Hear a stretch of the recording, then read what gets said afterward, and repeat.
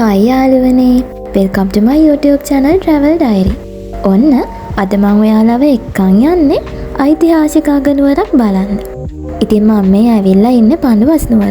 ශ්‍රී ලංකාවේ කුරුණෑගල පිහිටලා තියෙන නටබුන් සහිත ඓතිහාසික අගනුවරක් තමයි මේ පඬුවස් නුවර.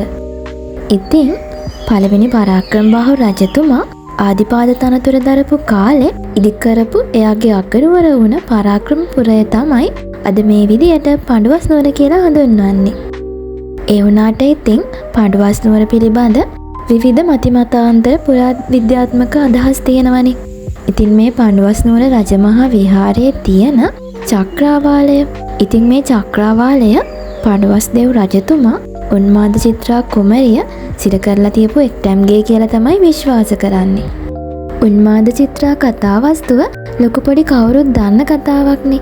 ඒ නිසා ඉතින් අද මං මේ වීඩියෝ එකේ නම් ඒ කතාව කියන්නේ නැහැ.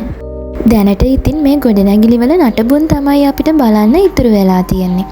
ඉතින් මේ නටබුන් ක්‍රිස්තු වර්ෂ 12 වෙනි සියවසට වගේ අයත් වෙනවා කියලා තමයි කියන්නේ.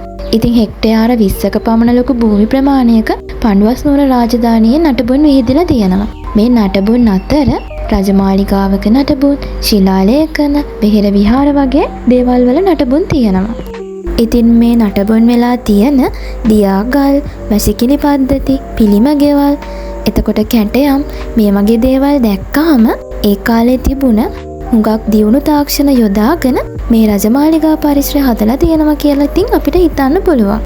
ප්‍රාකාර දියාගල් වලින් වට වෙලා තියෙන මේ පඬුවස් නුවර රජමාලිගාවේ සැලැස්ම පොළොන්නරුවේ මහා පරාක්‍රමබාහු රජමාලිගයට තරමක් සමාන වෙනවලු. ඉතින් කීර්තිශ්‍රී නිශ්ශංකමල්ල රජතුමා පඬුවස් නුවර මාලිගාවට ඇවිල්ලා තියෙනවා කියලා රජමාලිගාවේ නිශ්ශංකමල්ල රජතුමා විසින් කරවපු සෙල් ලිපියක ලියලා තියෙනවා.